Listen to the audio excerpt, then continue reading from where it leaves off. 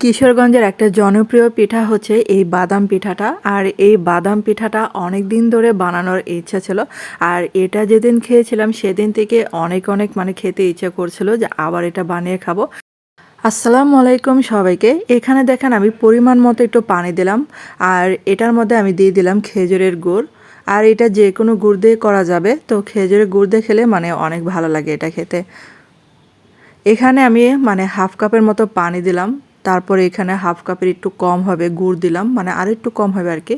তারপর একটু স্বাদ মতো লবণ দিলাম। আর এটা কিন্তু পানিটাকে ভালো করে বলক তুলে নিতে হবে, একটা শিরার মতো হবে। তারপর দেখেন এখানে অল্প অল্প করে আমি গুঁড়াটা দিলাম, চালের গুঁড়াটা। এখানে আমি শুকনো চালের গুঁড়াটা দিলাম আর কি। তারপর এটা কিন্তু আমি একেবারে দিব না, তো অল্প অল্প দিয়ে ডোটা তৈরি করে নেব। এখানে আমার 1.5 কাপের একটু বেশি হবে চালের গুঁড়া লেগেছিল। আর এই পিঠাটা খেয়েছিলাম আমাদের ভাড়াটিয়ার কাছে, তার শ্বশুরবাড়ি হচ্ছে কিশোরগঞ্জের। আর এই কিশোরগঞ্জের এই বাদাম পিঠাটা খেয়ে আমার কাছে ভালো লেগেছিল। আর ভাবলাম যে এরকমভাবে পিঠা বানানোর চেষ্টা করব। আর এই যে দেখেন ডো কিন্তু আমি অল্প অল্প করে গুঁড়া দিলাম, আর একেবারে যেহেতু দেওয়া যাবে না। আর এই যে দেখেন একদম শুকনা শুকনা একটা ভাব হয়ে এসেছিল। আর এই মুহূর্তে আমি কিন্তু বাদাম ভেজে গুঁড়ো করে নিয়েছিলাম, আধা ভাঙা আর কি। আর এখন এই যে ভালো করে বাদামটা মিশিয়ে নিতে হবে। আর বাদামটা কিন্তু প্রথমে দেওয়া যাবে না, বাদামটা কিন্তু পরে দিয়েছিলাম আমি। আর এই শীতকালে দেখবেন যে সবাই সব রকমের পিঠা বানিয়ে খায়। আর আজকে এই পিঠাটা আপনাদের কাছে শেয়ার করলাম, আপনাদের কাছে ভালো লাগতে পারে। আর এটা কিন্তু একটু গরম গরম অবস্থায় পিঠাটা বানাতে হবে। এটা যদি ঠান্ডা করে বানাতে যান তাহলে কিন্তু একদম শক্ত হয়ে যাবে।